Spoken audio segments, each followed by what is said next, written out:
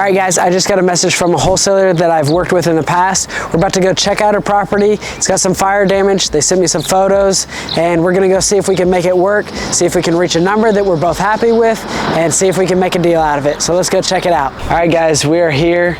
The first thing I always do when I get to a new property, I walk the outside, check everything out, look at the brick. Sometimes with these houses, there's a lot of bad structural damage. They know from just looking at the outside not to even waste your time going in. Okay, so siding all looks pretty good. A few little things. Brick all looks good. You can tell this is where the fire damage was out here. Roof also needs replaced. Lots of weed and overgrowth.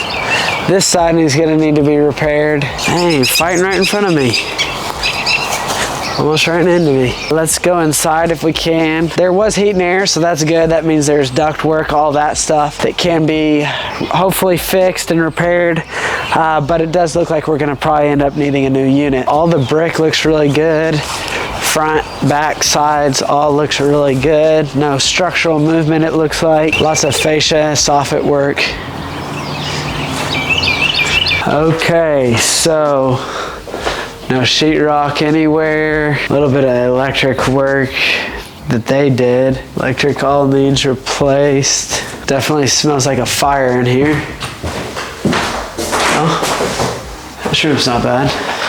It's really not that bad. Probably was all just sheetrock.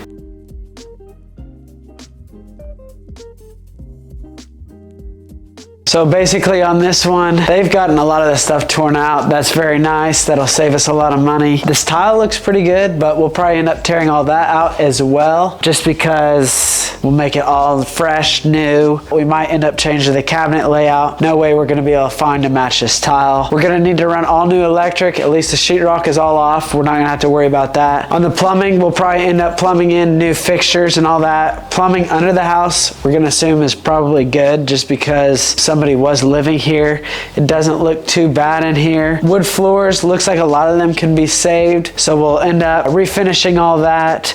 New tile in the bathroom. New tile in the bathrooms, sorry.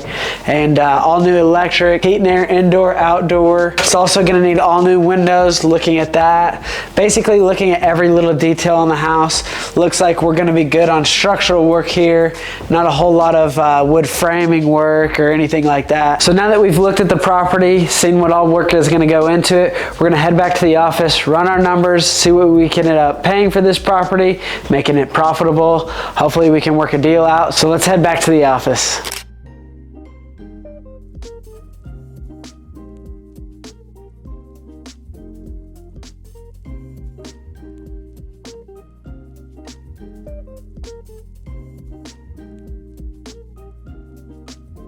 Okay guys, so now we are back at the office. The first thing that I'm going to do is I'm going to go over to the county assessor's office, check the real square footage of the property. I'll pull out my spreadsheet, start putting numbers in there of what I think it's going to end up costing. My spreadsheet will do a lot of the work, tell us what we should pay for the property.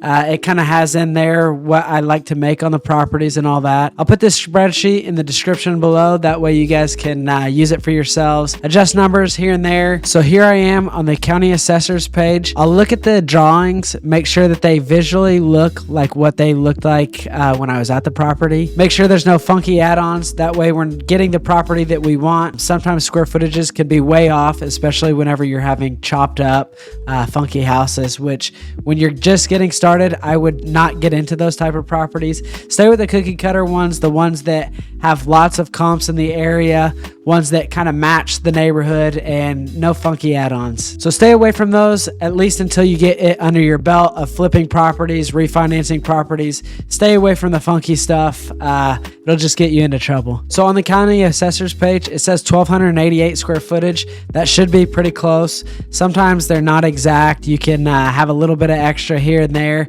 but that was from probably whenever they originally built the house, so it should be pretty close. So we're gonna take that, We're going to put it into our Excel spreadsheet. So here we are. We've got our price per square foot. That is what I get from comps from my realtor. I got some stuff that she sent over to me. So basically, you just need to find a realtor in your area that can run comps for you. Basically, give you a spreadsheet of numbers that you can look at, square footages you can look at, and also research those houses.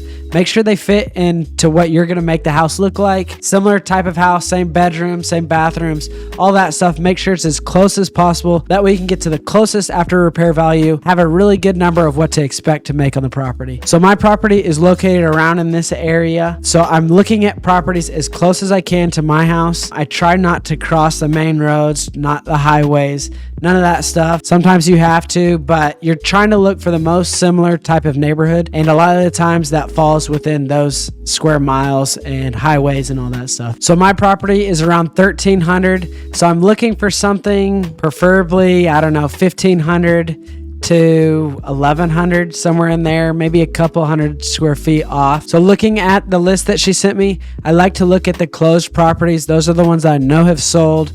They're not pending for a certain amount and selling for a different amount. There's no more negotiation.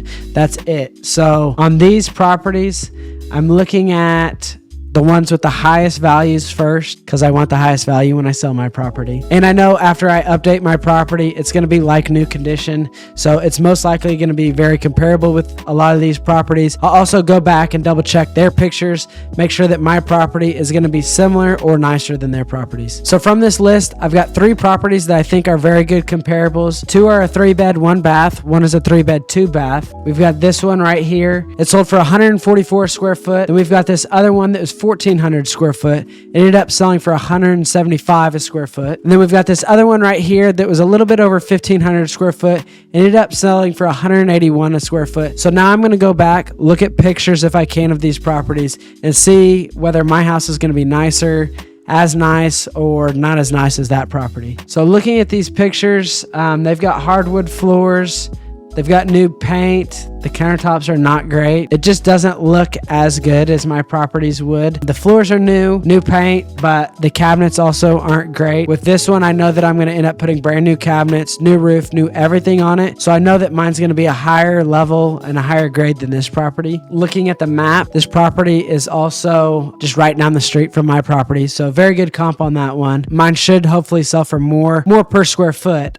Maybe not more on a price range. We'll see. We'll put those numbers in. So now let's check out this other property, the 1,400 square foot one, 5719. This one looks very nice curb appeal on the outside, nice new wood floors. Everything looks new and updated. Nice new paint. Like I said, I do not like laminate and wood floors up next to each other, but maybe that's just me. But overall, it looks really good. Nice new. I don't know if their heat and air electric is all new like mine will be, but it does look good. It looks updated. So I would say this is similar on the same level as mine. It also has a little bit more square footage, but we're going to put the price per square foot on there, and it does look like it has a new heat and air unit. So we're just going to assume that everything is new on this property, same as mine. So let's go check out the third property. There are no pictures on it. I may drive by, check out what the outside looks like, and just make assumptions on the inside and whatnot. But I also know, looking at my other comps, that a lot of these other properties that are bigger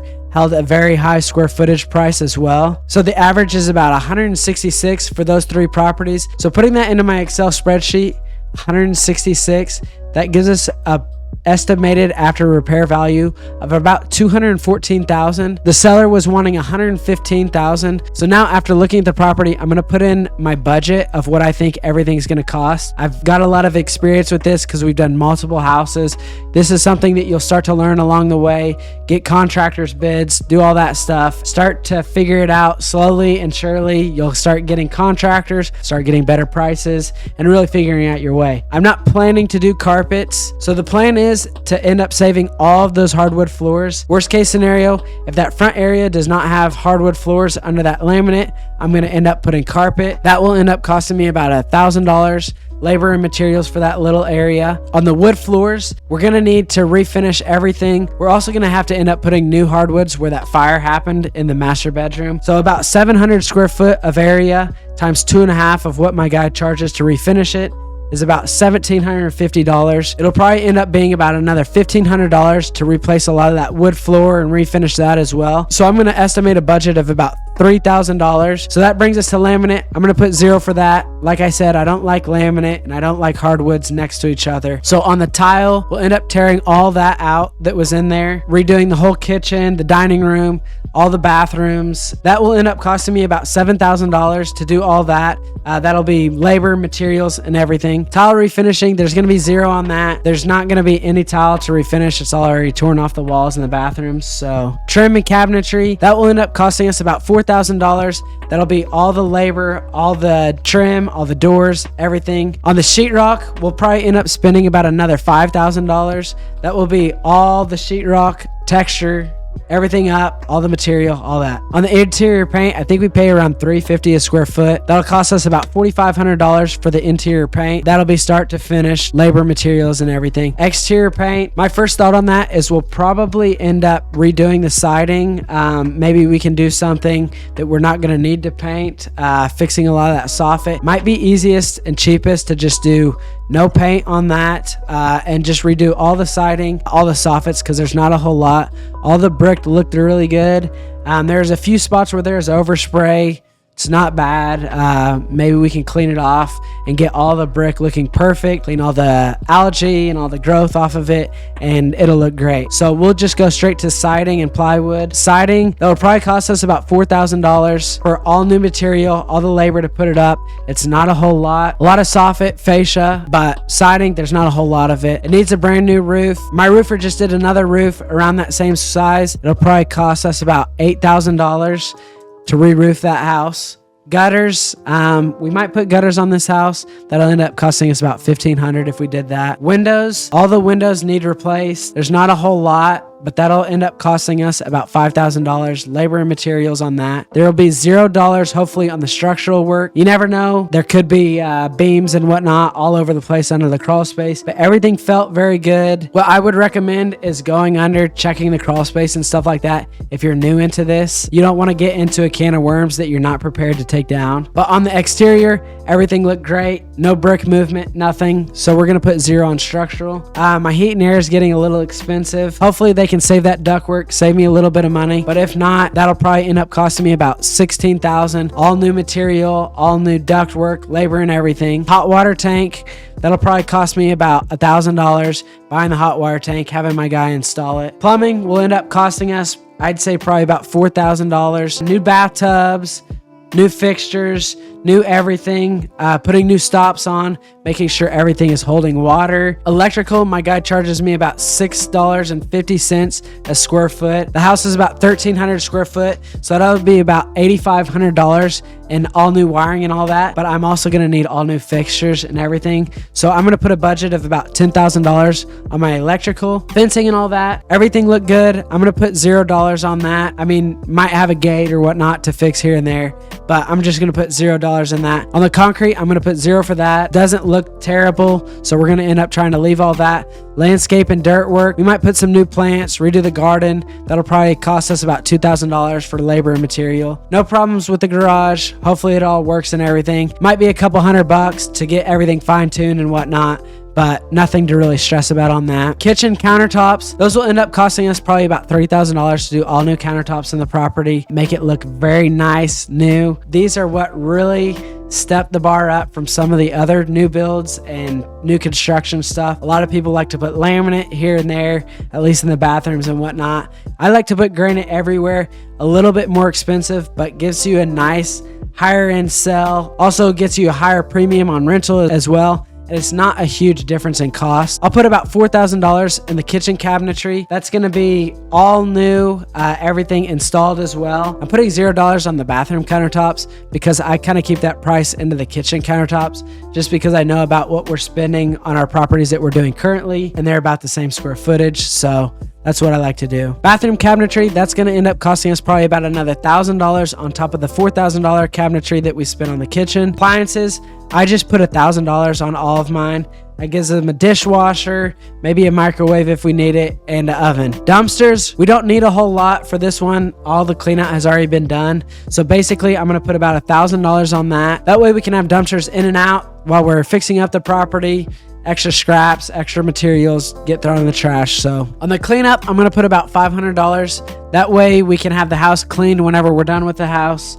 Sometimes we need another clean whenever we're about to close on it. So I'll just put 500 there. On my miscellaneous, I have it to where it puts about 10% in. We've been doing so much lately that I've been knocking this down a lot because all my numbers are pretty close to what we're paying currently. So on this, I'm just going to put 0. If there is any extra on there, hopefully one of the other budget items that I'm a little bit high on will eat that other cost. I forgot also on here, buying and closing costs. I'll probably end up spending about $3,000 on that whenever I originally purchased the property. On the sale of the property, I actually have that already covered right here where it says closing cost of the sale price. That's already taken out whenever I look at selling the property. We also have right here principal and interest payments. I'll probably end up spending about $1,500 a month just to hold this property.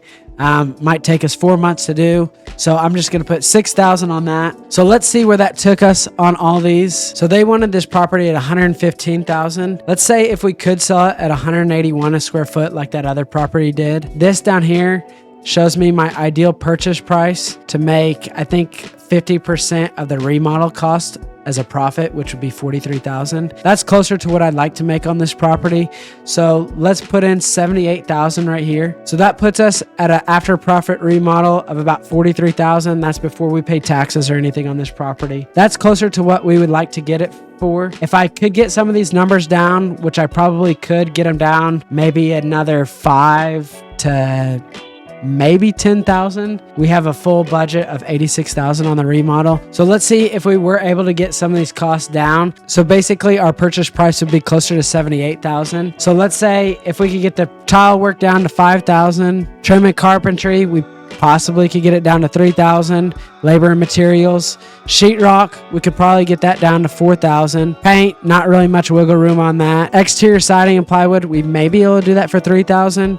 My roofer, I could possibly get him to do that for 7,000. Gutters, we could probably go without gutters. Let's say we do it for 0. Windows, possibly could get it down to 4, but I don't really want to mess with that one. Heat and air, if he's able to save some stuff, I may be able to get them down to probably 13,000 for all that. Water tank, we definitely need that. Plumbing, possibility I could get it done for, if there's no issues, I could possibly get it done for $2,000. Electric, I might be able to get them down a little bit, save a little bit on lighting. I might be able to get all that done for 9,000. Landscaping, dirt work, could possibly do that for, let's just say $1,000 for that. Kitchen countertop, I like the price there. Kitchen cabinetry, I like that price. Bathroom cabinetry, I like that price. The rest of it I like. So that gets us down to 72,000. That brings my ideal purchase price closer to 100,000. That might be doable. I need to go back, see if there are better comps, see if I could get it to sell for 181,000. If that's a possibility, this would be a much better deal. If I put my 100,000 in for my purchase price, that would bring me to a profit of $35,000. So that's something that I can double check, see if there's a possibility of me selling it for 180. Also talking with my contractors, seeing what they can do this property for. That way I'm not into the dark, not taking a big risk on it. But if I do find that this property can sell easily for 180,000, really the most that I'm risking is a couple thousand here and there on each of my contractors. That's a risk I would be willing to take if I knew that I could sell it for this price. So I'm going to get into that, see what I can work out with them. I'll let you guys know how the negotiations go. 1 day later. All right, guys, it is a day later. They did not accept my offer. They actually didn't even message me back, but that's just the way it goes sometimes. Maybe I offended them, but it doesn't hurt to get your offers in. The worst they can say is no or not even reply. Sometimes they come back, ask if we're still interested in the property. I've gotten multiple properties like that. If I never would have put in my offer, they never would have known that I was interested. So I'm glad it was at least out there. Hopefully they'll get back to me within the next week, say, hey, we've got this, we need to get it sold. Are you still interested? So that's all we can hope for. Who knows, maybe in a week I'll get the property. So thank you guys so much for watching. Please like, subscribe, leave a comment, and I'll see y'all on the next one.